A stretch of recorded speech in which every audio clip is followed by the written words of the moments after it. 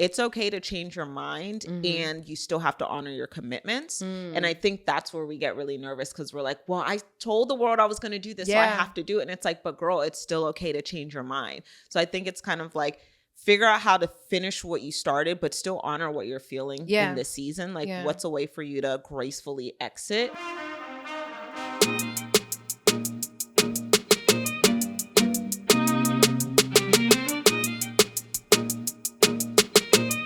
Welcome back to another episode of True Wealth Conversations. I'm your host, Dominique Broadway, and we are in Mexico today, and I'm interviewing some of my favorite people on the earth. We are currently in Cancun, Mexico at the Planet Hollywood for the Wealth Demystified Retreat, and I'm really excited because I get to interview the infamous Maya, which I ain't gonna lie. When I first started following you, I definitely thought it was Maya Elious. But it was like interesting because you were posting all this like really quality content. Yeah. And so it's actually Maya Elious. Elious, yeah. But in my mind, I still call you Maya Elious. It's just FYI. So many people do. My Twitter handle is Maya Elious, and then in parentheses it says not Maya Elious. I noticed that, and I'm like, I know I ain't the only one that's like, oh, Maya Elious, because you give it, you giving sexy vibe, but you give such great content, and you've helped impact the lives of so many women. So for people that don't know Maya, who are you and what do you do and how do you impact so many people's lives? Yeah, so I am the CEO of a company called Built to Impact. It's a coaching company for primarily women of faith who want to package up their gifts, their skill set, their expertise, and want to learn how to create a brand message, package up their skill sets, and start their own coaching, consulting, or service-based company. I started out as a personal branding strategist, so really just helping people build their personal brand, grow their online business, and find clients. I love that. So this is it's like a niche market, right? Not everyone knows how to do it or are good at it, to be honest. Some people think they're good at it, they're not, but you are. How did you get into this space? Like, how did you start? I heard it was something with a MySpace or Black Planet. Yeah. So I started out with MySpace pages in high school. I think I had a MySpace page actually. And then I remember that. My early days in college had one. And I just loved how I could custom code my page and manipulate it and just make it look cool. Somebody offered me money to create a custom MySpace page for one of their clients. They managed musicians and models, which is primarily what the platform was used for. And once I learned how to custom code, then I started telling people I was a web designer. I was totally not a web designer. I had never made a website in my life. But I'm like, if I can custom code a MySpace page, I could be a web designer. Yeah. And then I ended up building a web and graphic design agency. And that's how I really started growing my business. And how old were you then? When I first started, I was about like 19 years old. You were 19. Wow. Yeah. So you were basically running this web development company at 19, kind of developing websites, but not really, but a little bit. Yeah. Also web development then I think was like a little simple, not simpler, but like people were just looking for like MySpace pages or what's the other pages people was using? Not Black Planet, that was dating. It was MySpace. And then there was another page that people was using. I don't know. Back then, I'm not sure, but I know people then like eventually moved on to like WordPress. Yeah. They were doing Blogspot, their blog pages. Blogspot was another big one. Okay. Yeah. So you're making these web pages or MySpace pages. And then you go from, starting to do that, running this whole kind of business. And then what did you do after that? Because like at 19 to start have your own web development company is pretty awesome. So it's like, what do you do after that? Yeah. So I did that for a while. I was learning a lot about branding and, I had this design agency where people would come and hire me and stuff, but it was still really small. I was still learning a lot. I had no plans to be an entrepreneur. It just so happened that I had a skill set and people were willing to pay me for it. And so during that time, I was still in college trying to figure out what I wanted to do. I eventually dropped out when I was 23 because at that point I probably should have already graduated, but I was just not doing well because I was so focused on me. It's clearly not for me. Yeah. And so how I kind of transitioned was as I started getting better, a lot of my clients would call me and say like, well, what should my website say? They didn't know like what type of copy to write. They didn't know how to attract clients. And it was frustrating for me because as a web designer, when you're building your portfolio and you say, oh, you can go to this website to see my work. If a client's website was down a year later because they weren't generating enough sales, I'm like, I got to figure out this gap. And so I was Never helping thought them. about that, because a lot of people do not pay their hosting fees. They do not. And I'm like, girl. And you look up, you like, it's $60 a year. Like, what are we doing here? Like, your company didn't make $60 in a year. You know, people can't manage money. I got a whole business teaching people how to do that, right? I know. So, yeah. So, yeah, I was helping them, marketing strategy, messaging, and that's how I got into messaging and launching. Wow. Okay. So you're helping people with their messaging, helping them with launching. What do you feel like? So now in this space, your business helps about how many people a year now? Now, in our programs, we probably have about like 150 clients a year. And then with our digital products, I would say 1,500 to 2,000 people a year. Okay. Wow. And then you have your big annual conference every year as well. Mm-hmm. So do you feel, and this is interesting, right? Because like the branding and the marketing and so many people are launching things. A lot of people launch to crickets, but you help to make sure that when people launch, it's a successful launch, right? Mm-hmm. At least a 5-figure launch. Yeah. What are you seeing that, like, as far as the way the industry is evolving, Mm-hmm. right? Where do you see that this industry is headed? Like, based on the clients that you're working with, like, do you feel like things are changing? I feel like there was this big increase in like coaches, and I feel like now the coaching space is changing, and I feel like the real true coaches are like rising to the top, and all these people that gave advice to their cousin one time in a good way are dwindling away. Where do you see this space going as far as people launching not just coaching services, but even products and various businesses that their goal is to be impactful? Yeah. I think you're going to just see a lot of true entrepreneurs who are sticking it out. I think there are people who had good intentions of wanting to sell a product or service, and, they expected it to go well because they did hire a coach or whatever it is. But whether you hire a coach or not, entrepreneurship can be challenging. Yeah. And you really get to see who can ride these waves. And there's a lot of people who are drowning, and there's people who are like, listen, I'm going to ride these waves. It's going to be tough, but I'm going to figure it out. And if I fall and crash, I'm going to get back up. There's a lot of people falling and crashing, and they're like, I'm not willing to fall and crash again. So yeah, it's a lot. I mean, entrepreneurship is hard. I have actually never had a coach. Like, I've never had a business coach or no coach really, other than like therapists. They're not helping you really with your business. So it's really interesting, but I know the value of it, right? Yeah. I've just never had it, honestly, because I haven't found anyone other than like you, right, that I could trust. I felt like there were a lot of coaches that were like, a lot of coaches with 5-figure businesses trying to show you how to have a 7-figure business, and it didn't make sense. Right. And so my thing was, if I'm going to go to someone, I want to see if they've already done it. Right. And that's one of the things that I really love about you is you actually run a 7-figure business. So you're not a 5-figure coach trying to teach people how to get to 8 figures. You're like, no, this is my thing. Like, I've already hit 7 figures. I've done it in a lean way, and I'm able to, scale and still have impact. Right. Which is really great.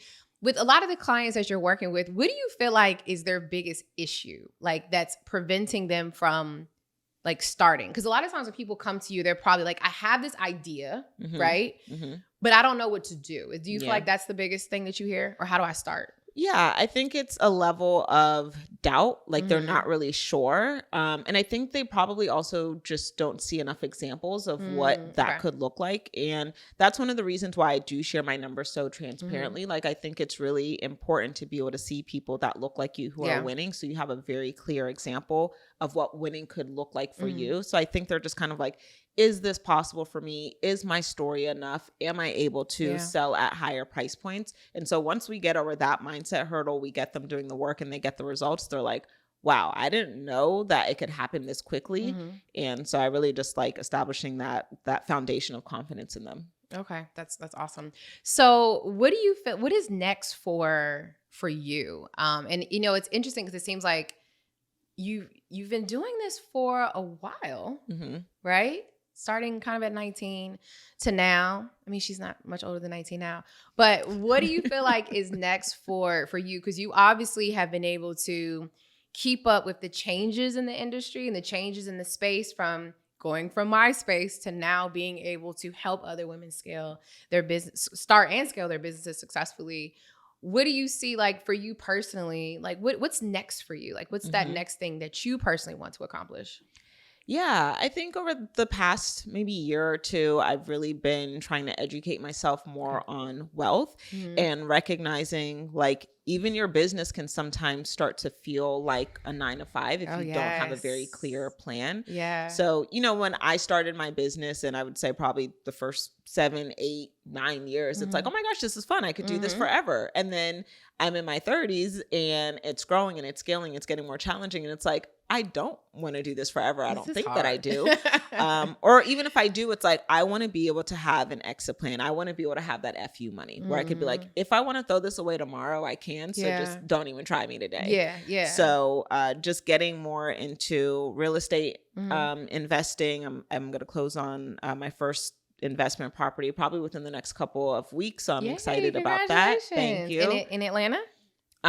In St. Louis, Missouri. Oh, okay. Yeah. Actually, one of my clients, she has a real estate investment agency where basically like they go, they find the property, they do everything. Nice. They find the tenant, all of that, and they take care of it. So I'm excited to just start doing that. That's dope. Congrats. Yeah. Thank you. So just building wealth so that way I'm not tied to one stream. Okay. I love that. So it's interesting, right? You're talking about that exit plan, that exit strategy. And I think a lot of times with entrepreneurs, especially I would like to say service-based entrepreneurs or coaching style entrepreneurs where the business is dependent upon them, right?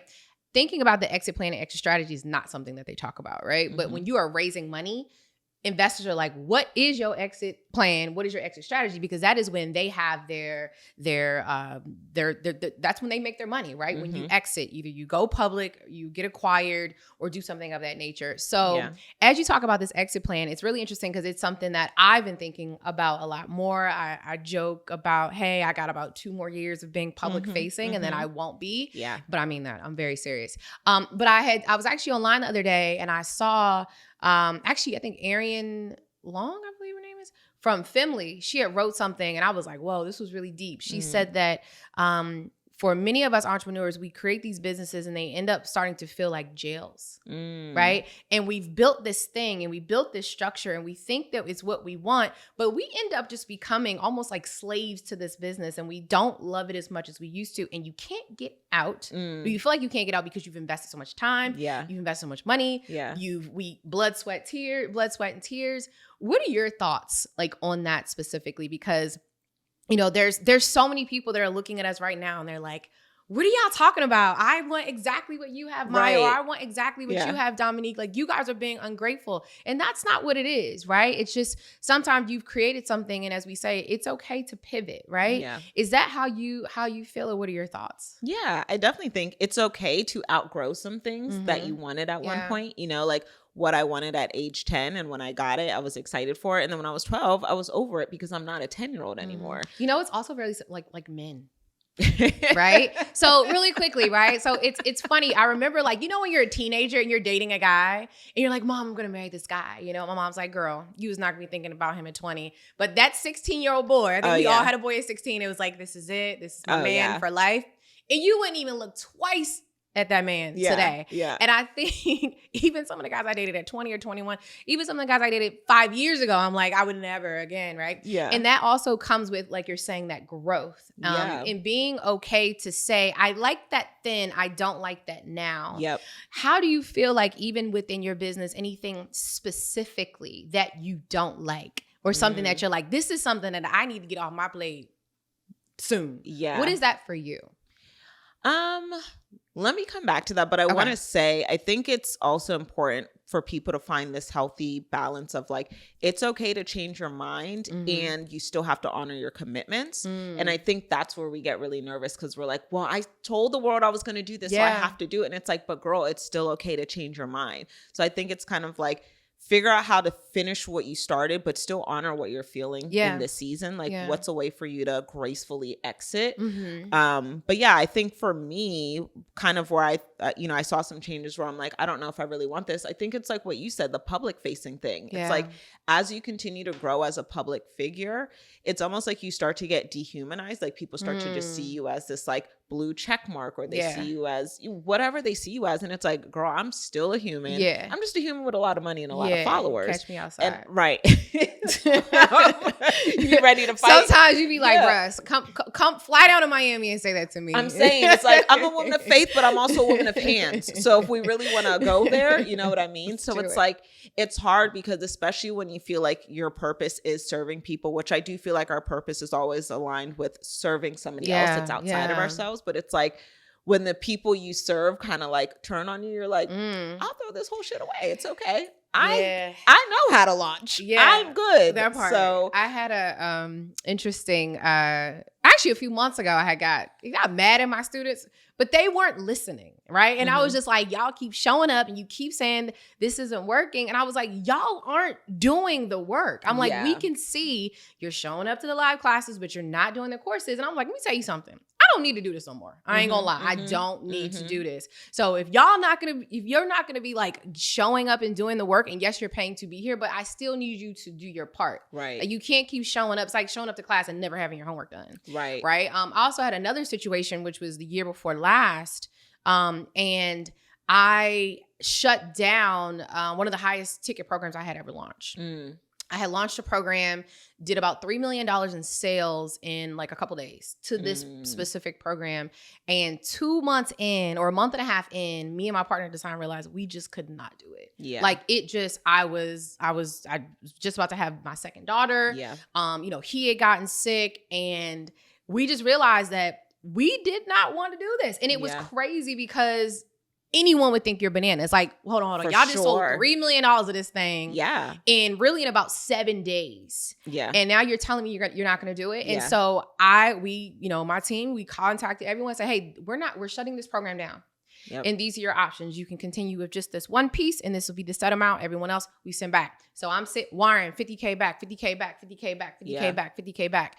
And I felt so free after. Yeah. And let me tell you something. If anyone would have ever told me that you was going to set yourself up to make an extra $3 million on top of the 8 that you were already going to make this year, that was like 95% profit and give it back. Yeah. I would be like, well, you stupid. I know. And I did. And I felt better. And it's something that I don't regret. And it's something that a lot of times entrepreneurs is, as you're saying, like having to like be real with yourself and having to shut things down. That's when you start to realize like the money really is not everything. And we already knew that going in. I know none of us do this for money. Like, of course we like making money, and I think money is very important, but it's just like, I enjoy making money. I don't do this. I'll refund you in a second. Like, if you cause me any type of stress, like, girl, take your money back. I will actually pay you on top of the refund to just get out of my face because you're not going to stress me out. Literally, because money is energy. And if someone's coming and they're giving you your money and it's like, hey, take this money, but you work for me or just being crazy, you be like, I don't need that. You can take it. Go somewhere else. We don't. Yeah. Here you go. Yeah. Like, I've had people like, why did you refund me? Because we don't like you. We don't like how you're acting. And we don't need this here. We're you just don't match our values and our standards. Yeah. I think what's interesting is like, what you said, people not doing the work, which can be frustrating. Yeah. And I think we've mitigated that a little bit with our company, with attracting the right people. But I think in the coaching space, coaches are really important, but it's important to understand that you don't get results just by paying the coach. The same way you don't get a college degree by paying the tuition. You get a college degree by enrolling in the classes, showing up to the classes, and getting good enough grades. You still have to do the work. You can't throw money at something and think that you're going to just get results. Yeah. Yeah. And that's how I was like, I said, when I got frustrated with my students, and I'm like, well, you're like, oh, I've been in the program for 6 months and I haven't made any money. Okay. Well, when did you make your first trade? Well, I haven't. Well, ma'am, what do you want me to do with that? I don't understand. Like, right. What do you want me to trade for you? Like, what is this? Like, I understand. Well, like, I just opened the account. You've been here for 6 months and you ain't got no results, but you're telling me that you have not implemented anything that you've learned. Yeah. This is a you problem, not a us problem. Right. We're literally providing you with all of the resources. Just like you said with college, and it does get frustrating. But we have a purpose, and I know, I think my mom was asking me, she's like, oh, we were talking about the lottery recently, and she's like, oh, if you lost $1 billion, what would you do? Would you still work? And I was like, yeah, I would actually still run finances and Mystified. I would make it a nonprofit, and I would do it for free because I love what I do. Yeah, that's what I would do. I would do it for free. I think it would actually just make it less stressful. Because like I got the money that I need to survive, and it's like now I just get to help people. If you do the work, cool. If you don't, but that's the thing too. When people don't pay something, they tend to not do the work for sure. And so I would want to structure it where it's just it's a lower cost program where even if it's like, hey, you're doing this work and you're putting in, $500, but we're going to match you back $500 when you complete X, Y, and Z or something of that nature to give people some sort of incentive. That's my longer term goal. But yeah, it's interesting. People have to, even with coaching, right? Because there's even like some free like coaching programs, not as high level as yours, obviously, but like some free coaching programs. And like you're saying, sometimes they still can't get the people to show up. There's actually a lot of programs with like the SBA and things like that that offer free coaching and with veteran executives and employees and entrepreneurs, and it's a very underutilized program and people are there to help you, and people, they don't use it because it's free. Right? It's very interesting. Now going back, I want to know, what is one of the things that you don't absolutely love in your business? And I will tell you what mine is, just to level set here. I love people, but I don't love managing people. And that's why one of my most important hires was my chief of staff. Like she is that buffer between me and everyone else. Because I am a true ambivert, right? And it's just like, and I don't like that part. And so that's also another reason why I'm like, I don't want to be the CEO long term. I'm also not that great with like logistics and operations. I know that's something that you're really good at. I'm a very high level, like I have the vision, but I can get the work done. I can do all the jobs, but I'm not the most organized person.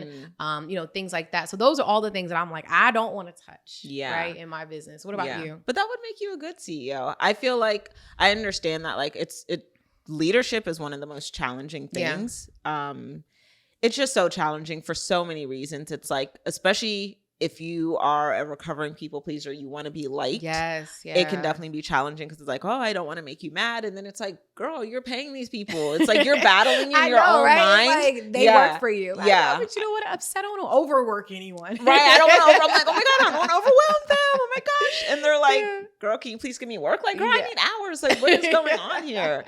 So yeah, I think definitely the leadership portion. And I agree with you. Like, I would much rather be like an operations manager, chief of staff, COO than a CEO. Like I like making sure that things get done. I execute at a high level. But when when people are looking to me for direction or vision, I'm like, oh my God, like let me figure something out. Is my answer good enough? Like, I don't know why I'm trying to impress my own team. It's like, girl, you're paying them. That's impressive.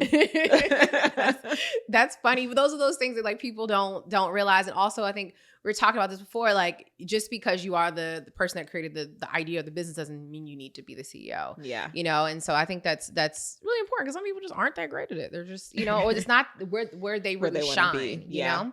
So I know, so the name of this podcast is True Wealth Conversation. So I would love to know, when you think of true wealth, what comes to mind? What's true wealth to you?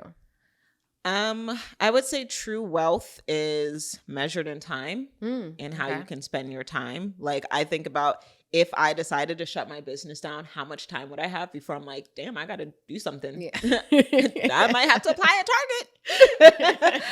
So I think about that. Definitely the time. How much of my free time do I have and how that time is spent? Like I personally love spending my time with my family. So if you could spend your time doing things aligned with your values, love, family, peace, joy, travel, all of those things are really important to me.